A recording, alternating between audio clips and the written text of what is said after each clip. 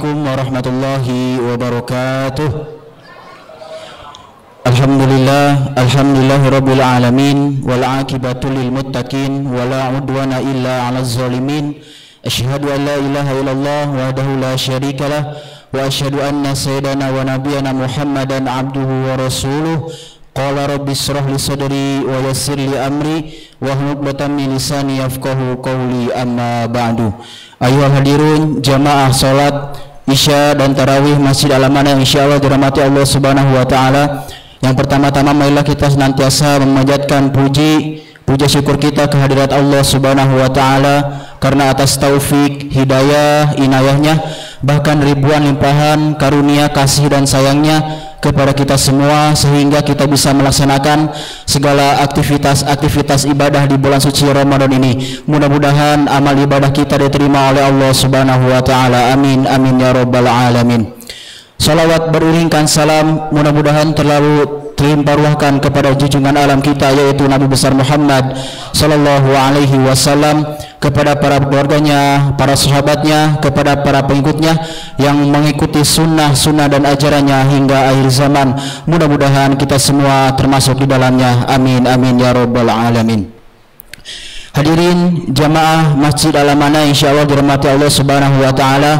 Sebagaimana biasa sebelum melaksanakan aktivitas ibadah salat tarawih berjamaah di Masjid Al-Amanah ini, ada beberapa informasi ataupun maklumat yang perlu dapat kami sampaikan kepada para jamaah sekalian. Di antaranya yaitu informasi yang pertama, kami informasikan kepada para jamaah sekalian, khususnya kepada para tamu yang baru mengikuti, bahwasanya salat Isya di Masjid Al-Amanah ini selama bulan suci Ramadan kami mulai pukul 19.30 waktu Indonesia bagian Barat, lalu dilanjutkan dengan salat tarawih 8 rakaat, diantaranya 2 rakaat 1 kali salam, dilanjutkan dengan salat witir 3 rakaat 1 kali salam, ditutup dengan doa dan diakhiri dengan kuliah ringkas. Untuk informasi yang kedua, tentunya kami mengucapkan banyak-banyak beribu terima kasih kepada para jamaah, para muhsinin, para mukhlasin yang telah menyumbangkan sebagian harta bendanya untuk disumbangkan di Masjid Al-Amanah, baik berupa makanan ataupun minuman. Tentunya kami doakan mudah-mudahan amal ibadahnya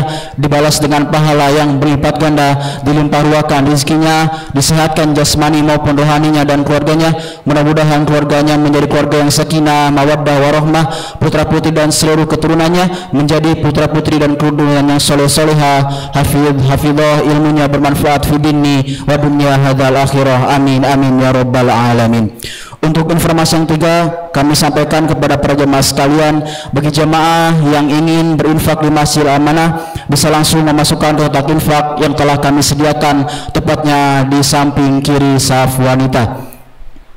Dan insya Allah petugas untuk malam hari ini imam oleh beliau Ustadz Ghazimul Ahkam Al-Hafidh, dengan penceramah insya Allah oleh Ustadz kita yaitu Insinyur Haji Nuruzzaman MSI. Tentunya adapun himbauan kami sampaikan kepada para jamaah sekalian, diantaranya yaitu untuk sholat berjamaah. Yang pertama, soft yang masih kosong kami mohon untuk dirapikan, diruskan dan dirapatkan, karena rapi, lurus, rafatnya soft merupakan kesempurnaan sholat berjamaah. Dan bagi jamaah sekalian yang membawa kendaraan, baik itu mobil maupun motor, mohon untuk dipastikan keamanannya terjaga, dikunci ganda untuk menjaga hal-hal yang tidak kita inginkan. Dan bagi jamaah sekalian yang membawa alat komunikasi seperti handphone pada saat berjalannya waktu sholat, kami mohon untuk di-silent sementara waktu. Dan bagi jamaah sekalian yang membawa anak ataupun putra-putrinya yang masih kecil, mohon kiranya dibantu, dibimbing agar tidak membuat gaduh, berlarian dan lain-lain. Ketika penceramah kuliah ringkas sedang menyampaikan ceramahnya, kami mohon kepada para jamaah sekalian tidak beranjak dari tempat duduk para jamaah sekalian, kami mohon untuk diam dan mendengarkan. Untuk informasi yang terakhir, petugas untuk malam besok yaitu imam oleh beliau Ustadz Fakhrul Razi Az-Zukruf hafidhullahu taala, dengan penceramah oleh Al-Ustadz Dr. Ahmadi Usman MA. Demikian informasi ataupun maklumat yang dapat kami sampaikan kepada para jamaah sekalian. Tentunya kami mengucapkan jazakumullahu khairan katsiran atas perhatiannya. Billahi taufiq wal hidayah. Wassalamualaikum warahmatullahi wabarakatuh.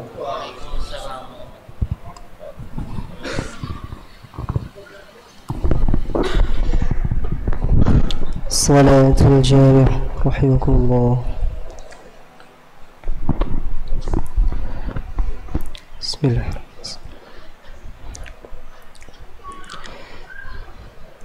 الله أكبر. بسم الله الرحمن. الحمد لله رب العالمين الرحمن الرحيم مالك يوم الدين إياك نعبد وإياك نستعين اهدنا الصراط المستقيم صراط الذين أنعمت عليهم غير المغضوب عليهم ولا الضالين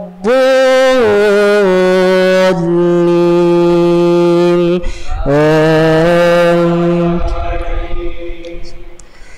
تلك الرسل فضلنا بعضهم على بعض منهم من كلم الله ورفع بعضهم درجات وآتينا عيسى ابن مريم البينات وأيدناه بروح القدس ولو شاء الله ما اقتتل الذين من بعدهم من بعد ما جاءتهم البينات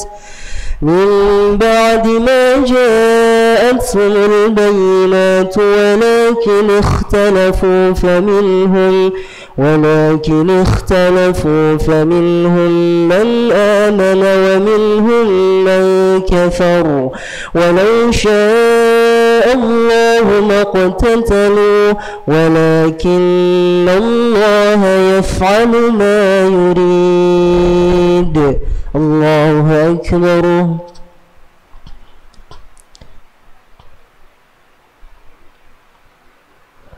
سمع الله لمن حمده. الله أكبر.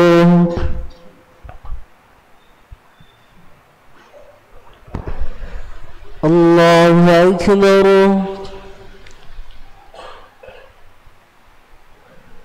الله أكبر.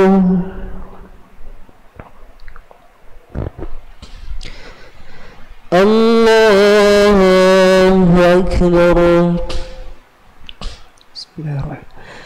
الحمد لله رب العالمين الرحمن الرحيم مالك يوم الدين إياك نعبد وإياك نستعين اهدنا الصراط المستقيم صراط الذين أنعمت عليهم غير المغضوب عليهم ولا الضالين آمين. ألهاكم التكاثر حتى زرتم المقابر كلا سوف تعلمون ثم كلا سوف تعلمون كلا لو تعلمون علم اليقين لترون الجحيم ثم لترونها عين اليقين ثم لتسألن يومئذ عن النعيم. الله أكبر.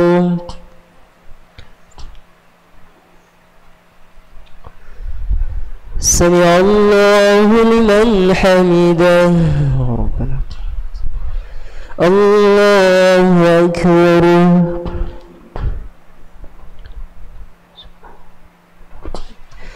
الله أكبر.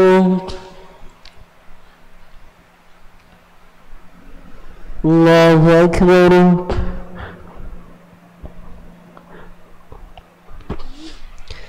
الله أكبر.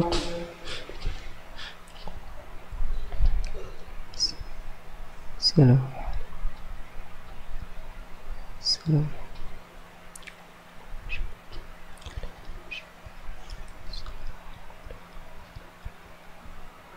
السلام عليكم ورحمة الله. السلام عليكم ورحمة الله.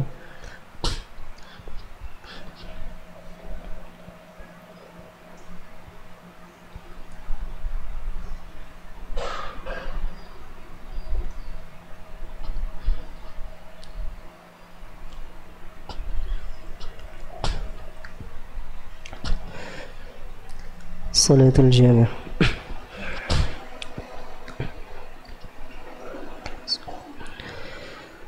الله أكبر. بسم الله. الحمد لله رب العالمين الرحمن الرحيم مالك يوم الدين إياك نعبد وإياك نستعين اهدنا الصراط المستقيم صراط الذين أنعمت عليهم غير المغضوب عليهم ولا الضالين آمين. يا أيها الذين آمنوا أنفقوا مما رزقناكم من قبل أن يأتي يوم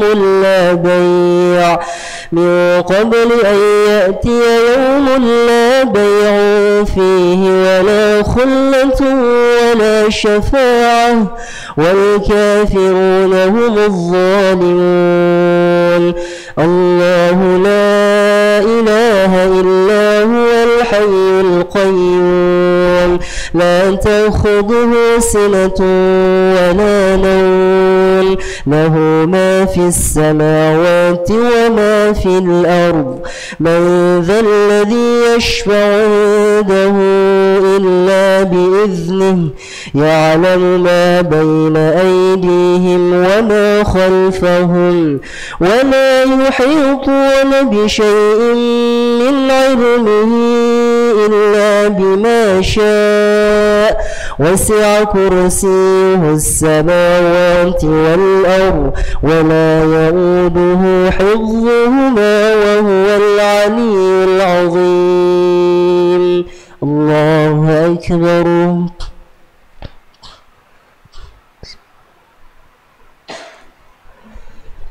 سمع الله لمن حمده. الله أكبر.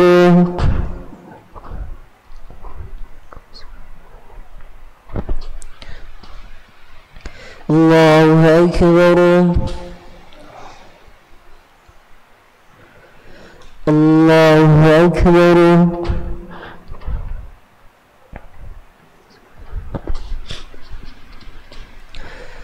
الله أكبر. بسم الله الرحمن الرحيم. الحمد لله رب العالمين الرحمن الرحيم مالك يوم الدين إياك نعبد وإياك نستعين اهدنا الصراط المستقيم صراط الذين أنعمت عليهم غير المغضوب عليهم ولا الضالين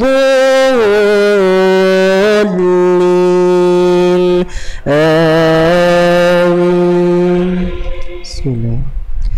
ألم تر كيف فعل ربك بأصحاب الفيل ألم يجعل كيدهم في تضليل وأرسل عليهم طيرا أبابيل ترميهم بحجارة من سجيل فجعلهم كعصف مأكول. الله أكبر.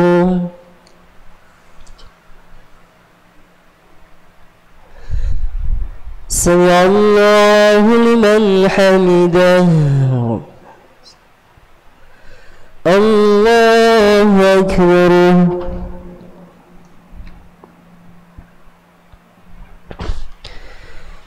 الله أكبر. الله أكبر.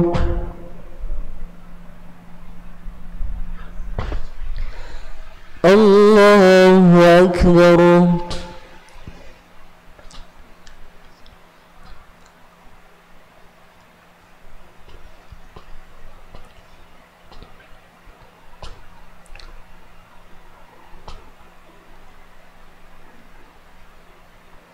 السلام عليكم ورحمة الله. السلام عليكم ورحمة الله. الحمد لله.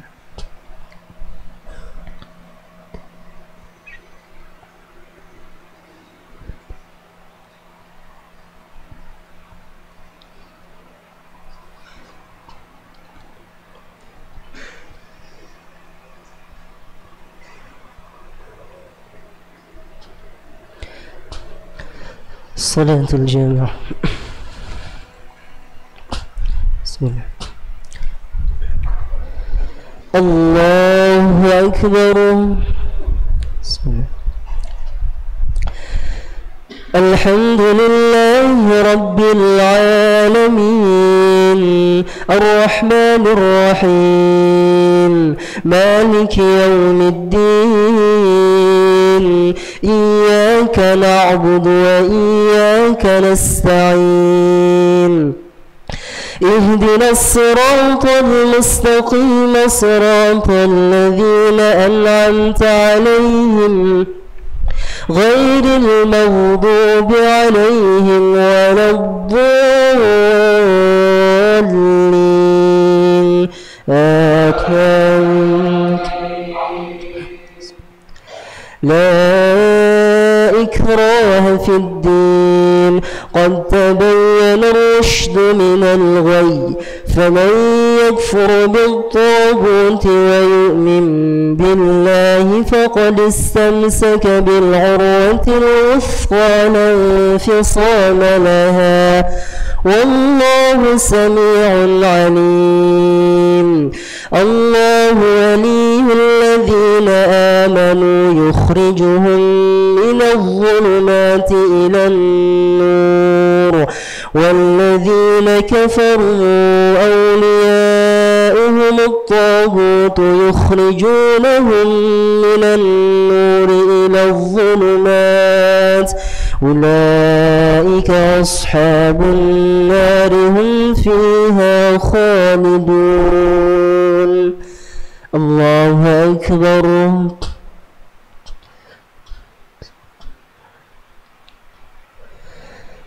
سمع الله لمن حمده. الله أكبر.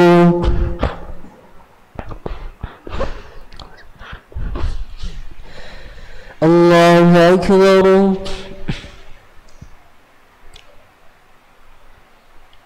الله أكبر.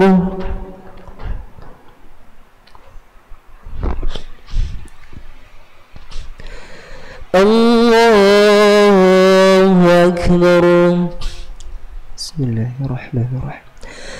الحمد لله رب العالمين الرحمن الرحيم مالك يوم الدين إياك نعبد وإياك نستعين اهدنا الصراط المستقيم صراط الذين أنعمت عليهم غير المغضوب عليهم ولا الضالين آمين. لإيلاف قريش إيلافهم رحلة الشتاء والصيف فليعبدوا رب هذا البيت الذي أطعمهم من جوع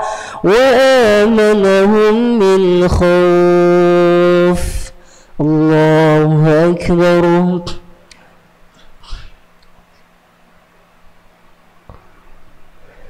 سمع الله لمن حمده الله أكبر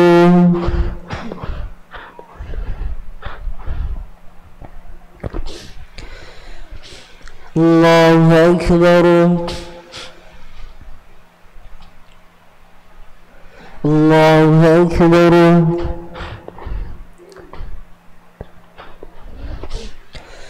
الله أكبر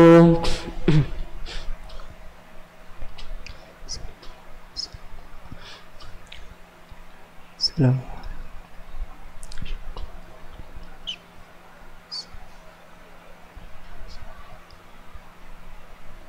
السلام عليكم ورحمة الله السلام عليكم ورحمة الله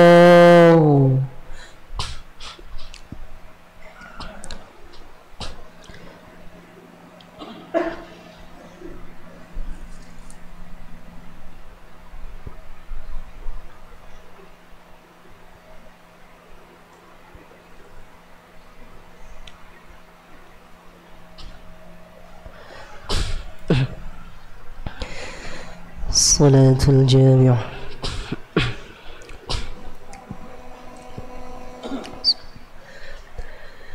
الله أكبر بسم الله الرحمن الحمد لله رب العالمين الرحمن الرحيم مالك يوم الدين إياك نعبد وإياك نستعين اهدنا الصراط المستقيم صراط الذين أنعمت عليهم غير المغضوب عليهم ولا الضالين آمين ألم تر إلى الذي حاج إبراهيم في ربه أن آتاه الله الملك إذ قال إبراهيم ربي الذي يحيي ويميت قال أنا أحيي وأميت قال إبراهيم فإن الله يأتي بالشمس من المشرق فأت بها من المغرب فبهت الذي كفر والله لا يهدي القوم الظالمين الله أكبر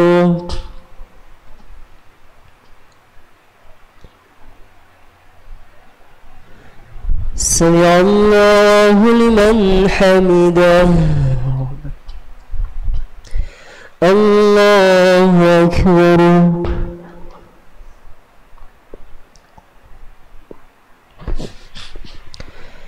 الله أكبر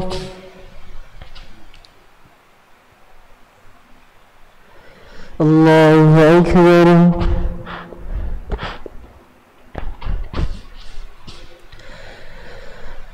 الله أكبر بسم الله الرحمن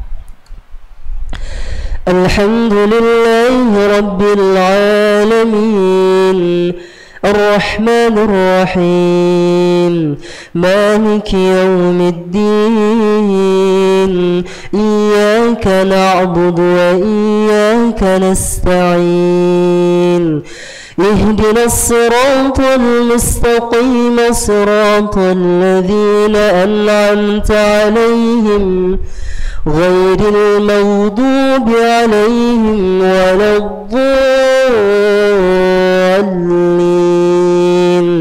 آمين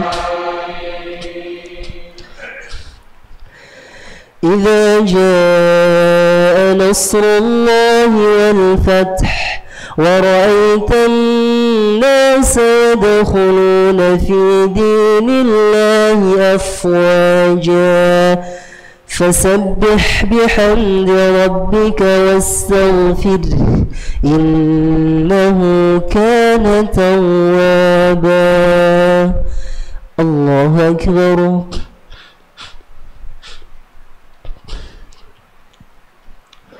سمع الله لمن حمده. الله أكبر.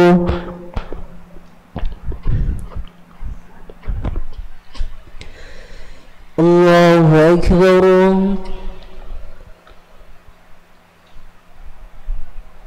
الله أكبر.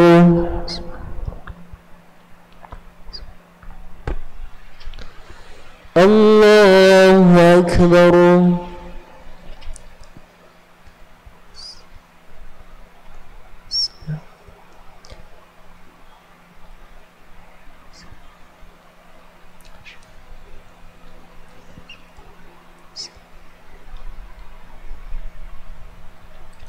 السلام عليكم ورحمة الله.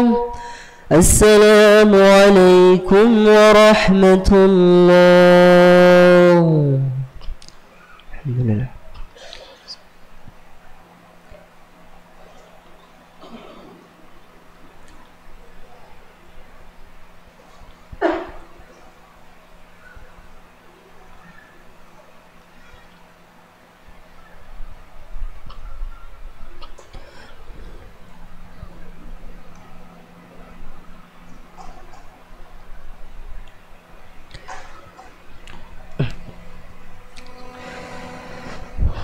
صلاة الجامعة صلاة سنة الوتر ركعتين خير.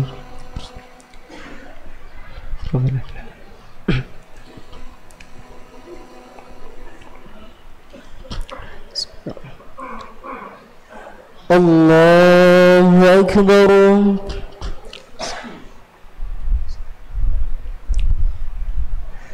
بسم الله الرحمن الرحيم.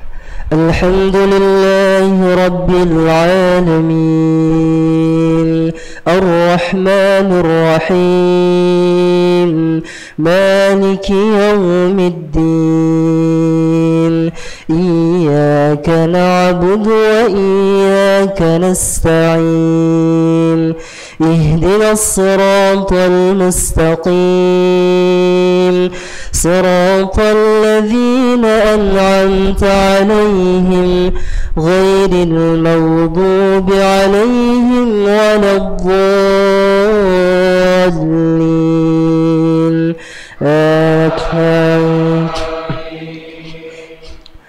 بسم الله الرحمن.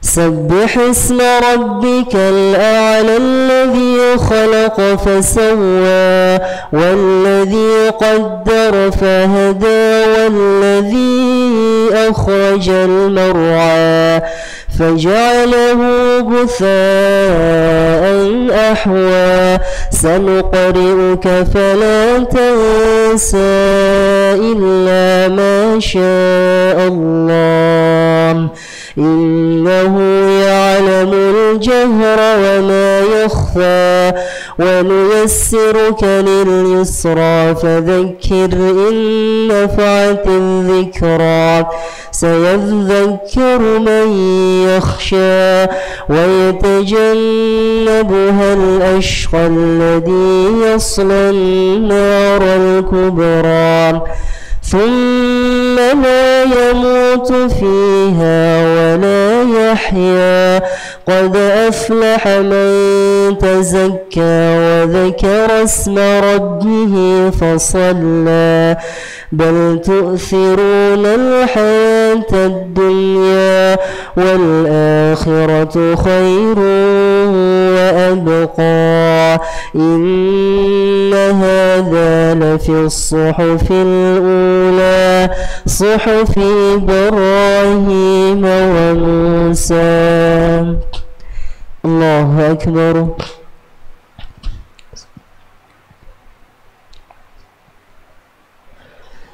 سمع الله لمن حمده. الله أكبر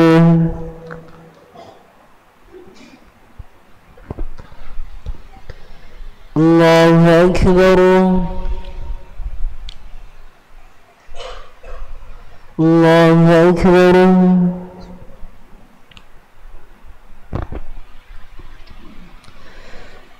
الله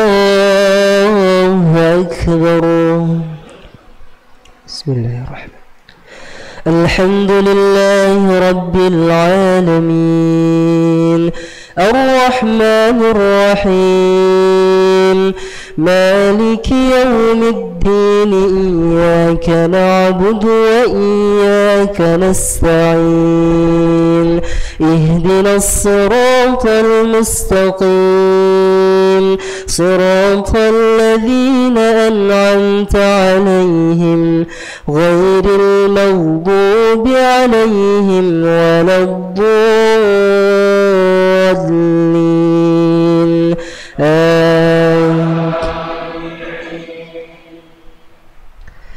قل يا أيها الكافرون لا أعبد ما تعبدون ولا أنتم عابدون ما أعبد ولا أنا عابد ما عبدتم ولا أنتم عابدون ما أعبد لكم دينكم ولي دين.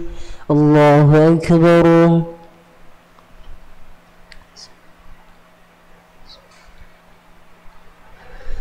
سمع الله لمن حمده. الله أكبر.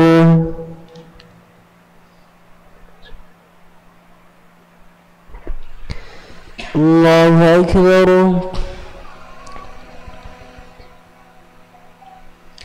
الله أكبر.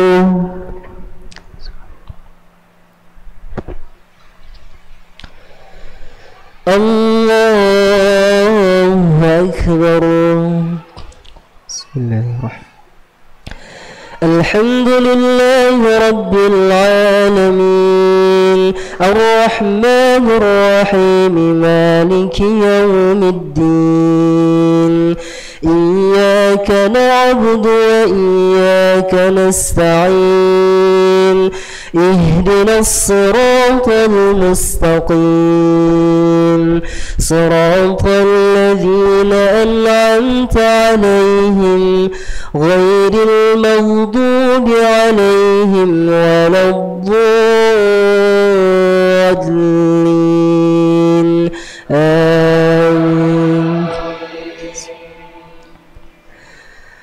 قل هو الله أحد الله الصمد لم يلد ولم يولد ولم يكن له كفوا أحد. الله أكبر.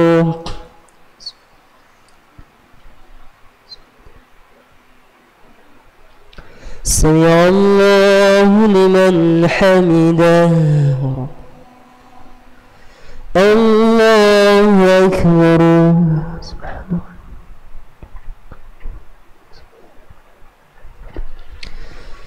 الله أكبر.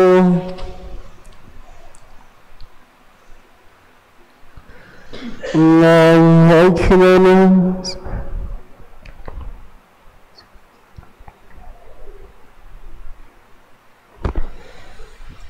الله أكبر.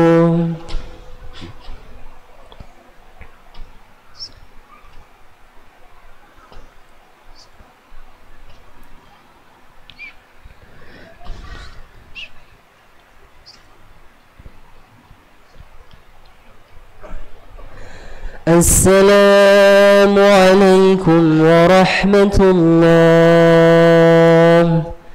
السلام عليكم ورحمة الله.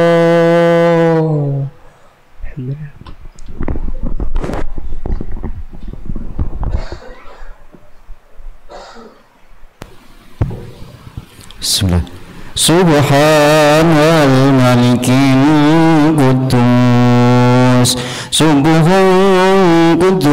ربنا ورب الملائكة والروح سبحان الملك القدوس سبح قدوس ربنا ورب الملائكة والروح سبحان الملك القدوس سبح قدوس ربنا ورب الملائكة والروح اللهم صل على محمد وعلى آل محمد سيد الأولين والآخرين ورضي الله تعالى عن كل صحابة رسول الله أجمعين الحمد لله رب العالمين حمد الذاكرين حمد الشاكرين حمدا نعمه ويكافئ مزيده يا ربنا لك الحمد كما ينبغي لجلال وجهك الكريم وعظيم سلطانك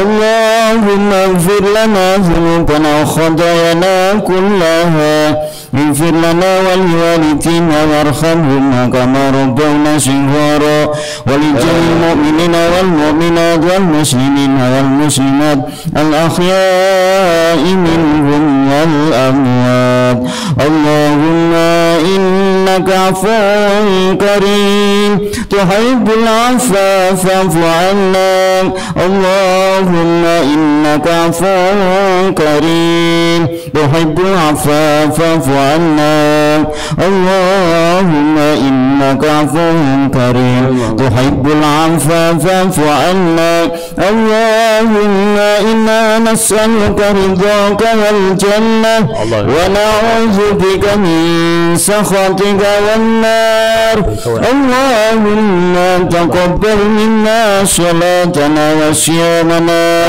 وقيامنا وركوعنا وسجودنا وتضرعنا وتمن تقصيرنا يا الله يا أرحم الراحمين ربنا ظلمنا أنفسنا وإن لم تغفر لنا وترحمنا لنكونن من الخاسرين وتب علينا إنك أنت التواب الرحيم ربنا إنك أنت السميع العليم ربنا آتنا في الدنيا حسنة وفي الآخرة حسنة وقنا عذاب النار وصلى الله على محمد والحمد لله رب العالمين. نويت سما غد أن أمضي فرد شهر رمضان هذه السنة لله تعالى.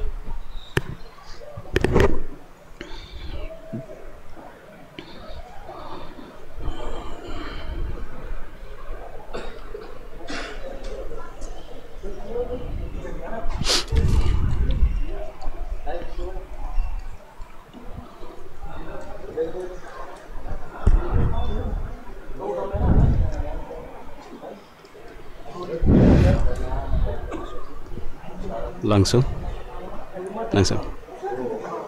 ya. A'udzu billahi minasyaitonir rajim. Bismillahirrahmanirrahim.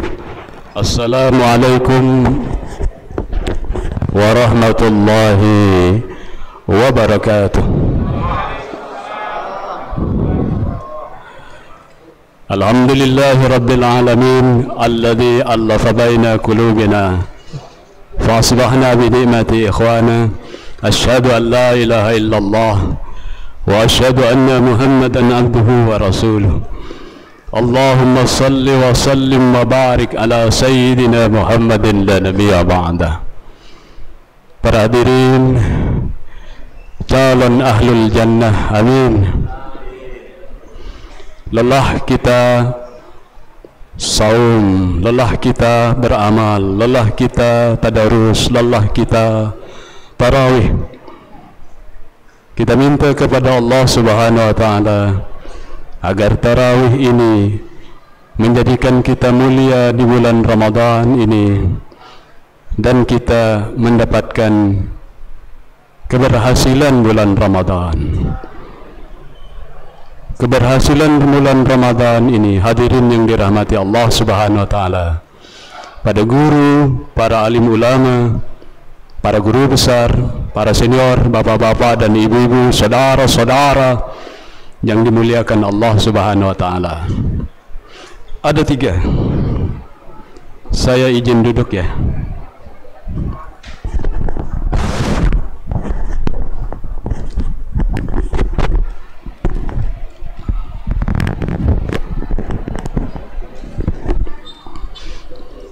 Hadirin yang dimuliakan Allah Subhanahu wa taala. Kita memulai saum itu dimulakan dengan la'allakum tattaqun. Allah berfirman bahwa kalau melaksanakan ibadah saum itu pasti nanti bisa takwa. Karena la'alla kalau disebutkan manusia itu adalah moga, semoga. Tapi kita disebutkan oleh Allah Subhanahu wa taala, Allah berdoa kepada siapa lagi? Maka secara balaghah kalau disebutkan la'allakum tattaqun itu niscaya kita nanti mendapat takwa. Hadirin yang dirahmati Allah Subhanahu wa taala, maka ada 3 parameter kita ini berhasil atau tidak di bulan saum yang kita menangis bulan-bulan sebelumnya. Allahumma barik lana fi Rajab wa Sya'ban wa ballighna Ramadan. 3 bulan kita menangis, kita ditakdirkan oleh Allah. Pada saat saudara-saudara kita ada yang tergolek lemas di UGD, di ICU, di rumah sakit. Ada saudara-saudara dan kerabat kita yang sudah berada di alam kubur. Kita dipilih oleh Allah Subhanahu wa taala, dipilih oleh Allah, ditakdirkan oleh Allah melaksanakan ibadah saum. Hadirin yang dirahmati Allah Subhanahu wa taala, keberhasilan pertama pada mereka yang melaksanakan ibadah saum itu berada pada ayat ke-186. Beberapa ayat sebelumnya menceritakan tentang bagaimana prosedur tetap melaksanakan ibadah puasa. Ketika berhalangan, ketika safar, ketika sakit, ketika fidyah dan sebagainya. Maka hadirin yang dirahmati Allah Subhanahu wa taala, parameter pertama keberhasilan itu ada di dalam surat Al-Baqarah ayat 186. A'udzu billahi minasyaitonir rajim. Wa idza sa'alaka ibadi anni fa inni qarib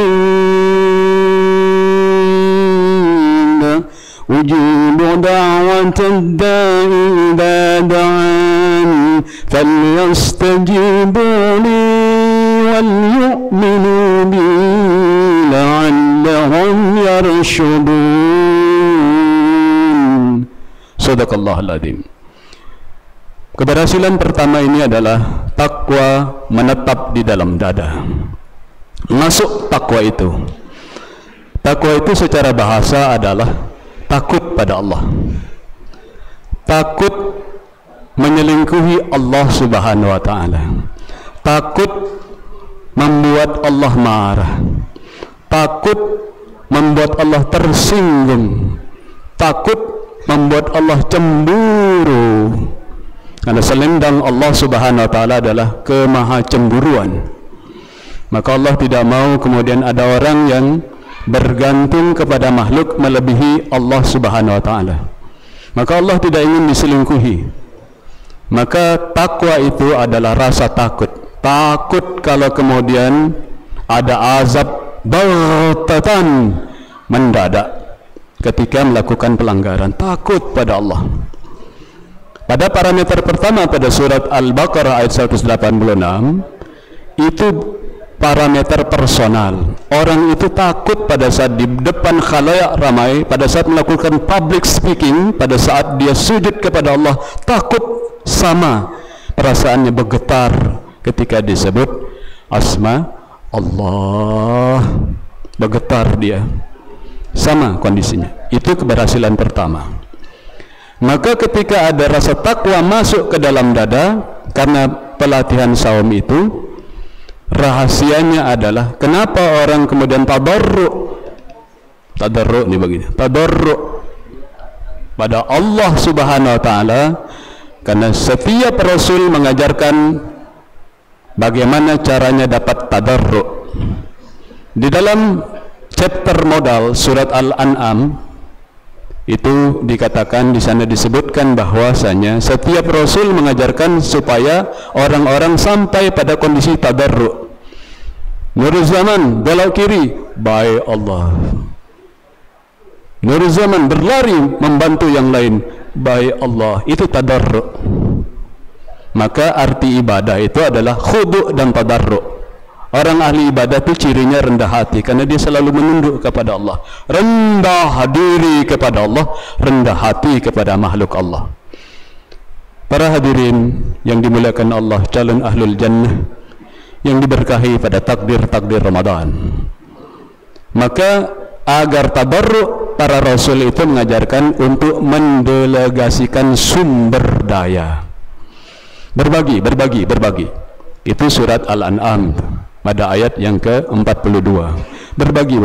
Walaqad arsalna min qablikum, rasul-rasul sebelum kalian itu mengajarkan supaya kalian mendelegasikan apa yang dititipkan pada Allah. Mata, telinga, gunakan untuk kebaikan. Pikiran, waktu, gunakan, delegasikan untuk bil ba'sa'i wad dharra, ikut di dalam logistik pertempuran perjuangan Islam, dan ikut darurat. Orang yang susah, orang miskin, terkena bencana, pengungsian, ikut terlibat. Itu namanya ad-dharra. Siapa yang dapat brevet ad-dharra itu di dalam surat Al-Baqarah 214, ahlul jannah, brevetnya itu bil ba'sa wad dharra. Maka kalau orang pandai mendelegasikan hartanya, kita lihat di Ramadan di sini Al-Amanah itu sudah reputasinya luar biasa. Mirip seperti kalau di Makkah, di Madinah, semua orang mendelegasikan habis-habisan, bagi. Karena itu perintah setiap rasul. Nanti kalau sudah mengurang hartanya itu, dia akan nangis pada Allah. Tapi kalau orang sedikit saja mengeluarkan, dia nanti terjebak kepada alhaakumut takatsur. Dia menghitung-hitung hartanya dan baru mendapatkan ilmal yakin ketika sudah mau ditendang ke dalam neraka. La tarannal jahim, itu sudah di pinggir baru tahu begini rupanya cara delegasi harta, tendang masuk ke neraka. Na'udzubillahi min dzalik. Itu tadi dibaca imam. Alhaakumut takatsur hatta zurtumul maqabir. Kalla sawfa ta'lamun thumma kalla sawfa ta'lamun. Kalla law ta'lamuna ilman yakin. Tapi la tarannal jahim, setelah tahu dia dengan ilmu yakin, oh begini harta itu rupanya, tendang ke neraka karena gagal mendelegasikan. Maka hadirin yang dirahmati Allah, para rasul mengajarkan itu. Maka orang yang kemudian sampai di bulan Ramadan dan mengerti hakikat ini, supaya dia makin takwa, dia delegasikan kebaikan-kebaikan, sebar kebaikan, sebar terus. Tidak akan pernah berkurang orang yang menyebarkan, mendelegasikan sumber daya. Tidak ada cerita orang infak ke miskin, saudara-saudara yang dimuliakan Allah, calon ahlul jannah. Tidak ada cerita. Sebar, nanti diganti lagi. Sebar, nanti kalau berkurang, sudah habis saya sedekahkan, sudah habis saya delegasikan, dia pasti tadarru, minta lagi Allah, minta lagi Allah. Tapi kalau orang kurang delegasinya, nanti terjebak pada al-hakumut takatsur, baru mengerti tentang hakikat harta ketika mau dijerumuskan ke dalam neraka. Tsumma na'udzubillahi min dzalik, tsumma na'udzubillahi min dzalik. Maka orang yang sampai takwa di dalam dadanya dengan training, pelatihan seperti Rasul itu mendelegasikan harta, dia nanti mencari Allah. Wa idza sa'alaka ibadi anni fa inni qarib. Kalau hambaku bertanya tentang diriku, aku dekat. Kalau kita sudah minta tolong, sudah habis yang kita delegasikan, minta tolong lagi, Allah tambahin, dapat delegasikan lagi, apalagi di bulan Ramadan. Maka kalau orang mendekat kepada Allah dengan berjalan, Allah mendekati kita dengan berlari. Saudara-saudara yang mulia ahlul jannah, Allah berlari menuju kita. Kalau kita berlari, dalam hadis qudsi itu dikatakan bahwa Allah lebih cepat mendatangi kita ketika kita meratap kepada Allah. Maka Allah mengatakan, aku sangat dekat. Di dalam surat Al-Quran, surat Qaf dikatakan lebih dekat dari urat leher. Jangan minta tolong kepada yang lain sebelum merajuk kepadaku. Maka disebutkan itu. Maka orang yang mendekat pada Allah, yang takwanya sudah masuk ke dada itu, banyak mendelegasikan sebar-sebar, nangis lagi pada Allah yang Maha Kaya. Sebar-sebar, nangis lagi pada Allah. Begitu perlakuan di bulan Ramadan, maka Allah merapat lebih dekat. Syaratnya adalah ujibu da'watad da'i idza da'an falyastajibu li wal yu'minu bi. Aku mengabulkan kalau hambaku itu benar-benar serius begininya. Maka hadirin, kalau dalam hadis kalau sudah mengangkat tangan ini, maka Allah malu menerima, menolak permintaan hambanya. Itu hadisnya tuh. Angkat tangan pada Allah. Pada saat kita butuh orang, kita mengangkat tangan, angkat tangan pada Allah. Angkat tangan. Itu hadisnya. Maka ketika syaratnya dia benar-benar serius meminta kepadaku, aku datangi dia lebih dekat. Itu puasa yang masuk takwa di dalam dada, rasa takut pada Allah atas barang titipan, mata, telinga, mobil, kendaraan, properti, harta, buah-buahan, delegasikan untuk bil ba'sa'i wad dharra. Yang kedua, parameter keberhasilan puasa itu adalah latihan syahwatul kalam. Itu pada ayat berikutnya. Uhilla lakum laylatas siyamir rafatha ila nisaikum hunna libasun lakum wa antum libasun lahum. Itu pada ayat 187. Itu parameter kedua keberhasilan, yaitu terjaganya lisan. Maka puasa itu bukan sekedar kemudian menahan lapar, haus. Kalau enggak cuma dapat itunya saja, hanya ju'ul atas, hanya dapat lapar dan haus. Ramadan itu melatih lisan supaya santun. Maka parameter tercepat mengukur itu adalah pada orang terdekat, yaitu pasangan. Maka itu rahasianya. Dihalalkan bagi kalian begitu buka saum, bercumbulah dengan pasangan. Beri rayuan yang sangat indah. Kalahkan itu penyair-penyair Prancis tuh, rayu pasangan dengan baik. Itu perintah itu dengan sindiran. Kalau sudah malam kalian berbuka, rayu pasangan kalian agar tersanjung istri yang lelah melayani, agar tersanjung suami yang kemudian berjuang mengendalikan bahtera kehidupan. Saudara-saudara hadirin yang mulia, yang dimuliakan Allah, calon ahlul jannah. Maka di situ disebutkan parameternya adalah kalian itu pasang baju buat istri kalian, istri kalian baju buat kalian. Jadi suami-suami yang berhasil pada parameter kedua karena puasa lisan, dia tidak akan membongkar aib istrinya, karena dia jadi baju yang cakep, bukan baju yang bolong-bolong kelihatan aurat istrinya. Maka dia tutup aib istrinya di depan mertuanya, di depan orang tuanya, di depan adik iparnya, di depan sepupunya. Ini number one istri saya.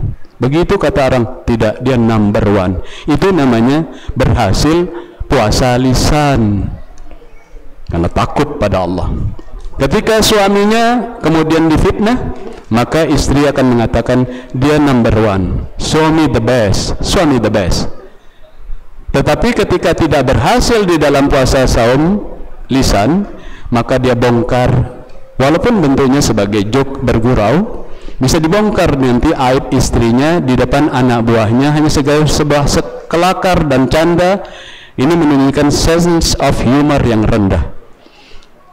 Mereka yang menghasilkan puasa yang berkualitas, mulia lisannya di hadapan orang terdekat sebelum berbicara dengan masyarakat di public speaking. Saudara-saudara yang dirahmati Allah Subhanahu wa taala, di depan istrinya yang 24 jam melihat aslinya, dia merasakan sanjungan-sanjungan, permintaan maaf atas lisan yang kurang berkenan pada hari itu, rayuan-rayuan yang mulia yang saling menghormati. Itu parameter kedua. Maka keluarga ini akan harmonis. Yang berhasil takwa di bulan Ramadan, takut pada Allah untuk membongkar aib. Terakhir, parameter ketiga adalah orang tidak berani lagi mengambil hak orang. Itulah puasa butun, puasa perut. Maka pada ayat yang ke-187 dikatakan orang yang berhasil di bulan Ramadan tidak mau ditawari haknya orang. Tidak. Jangan kalah kita dengan negara yang mayoritas umat Islam, bukan mayoritas umat Islam. Ada dompet ketinggalan di kamar mandi di sebuah stasiun, balik masih ada. Di situ masyarakatnya bukan mayoritas Muslim tapi menggunakan ilmullah. Maka dia tidak akan sentuh hak orang lain. Maka kalau ada yang kemudian tersentuh hak orang lain, dia akan minta maaf kepada Allah dan minta maaf kepada manusia. Pada ayat 187, parameter ketiga bernegara hasil saum itu adalah orang tidak berani menyogok hakim, wala tudlun ilal hukam. Tidak berani menyogok hakim untuk mengambil properti orang. Menyogok hakim nggak berani. Sembunyi-sembunyi tanpa hakim apalagi dia nggak berani. Itu ciri keberhasilan Ramadan. Kalau tidak, Ramadan itu tinggal hanya dengan lapar dan haus. Saudara-saudara yang mulia, moga-moga saling mendoakan di antara kita bahwa nanti kita bersama-sama menyelesaikan bulan Ramadan dan mendapatkan 3 parameter ini. Negara aman, tetangga aman, orang di sekitar kita aman, pasangan kita mulia, lisan kita santun, sehingga anak cucu kita 24 jam akan menjadi saksi bahwa ini ayah yang baik, ini ibu yang baik, karena hasil Ramadan. Dan selalu bersujud pada Allah yang panjang-panjang, karena berdoa yang paling hebat itu pada saat sujud. Aqrabu ma yakunu rabbih fahuwa sajidun. Seakrab-akrab Allah, merapat pada Allah yang seakrab-akrabnya pada saat sujud.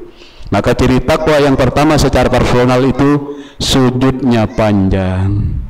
Pengen curhat pada Allah, curhat semuanya, tinggal ngomong kata Allah, wa fis samaa'i rizqukum wa ma tu'adun fa rabbis samaa'i wal ardi innahu lahaqqun mithla ma annahu tantiqun. Di atas langit itu digantung keputusan-keputusan buat kalian, dan itu akan diberikan kepada kalian asal kalian ngomong. Kalau surat Al-Baqarah 186 doa, kalau ini lebih dahsyat lagi, kau ngomong apa kata Allah, ku beri. Maka merapatlah pada Allah. Moga-moga kolbu kita selamat dengan rasa takut yang benar pada Allah, keluarga kita selamat, negara kita selamat. Moga-moga masjid yang mulia ini semakin barakah, menjadi teladan reputasi kebaikan berbagi delegasi dari sumber daya yang dititipkan pada kita, sehingga kita husnul khatimah. Lebih kurangnya mohon maaf. Saya mohon maaf juga duduk di atas karena habis bed rest sebulan saya sakit kemarin. Mohon doa semoga kita masih panjang umur sampai di ujung Ramadan dan kita bertetangga nanti di Jannatul Naim. Ingat nama-nama saudara-saudara kita, ingat wajahnya. Waktu sujud sebut 3 orang, masukkan dia ke surga ya Allah, masukkan dia. Malaikat datang nanti. Amin wa kadzalika mithluk. Amin. Kau seperti doamu mendoakan orang masuk surga, masuk surga. Wallahu yaqulul haq wa huwa yahdis sabil. Assalamualaikum warahmatullahi wabarakatuh.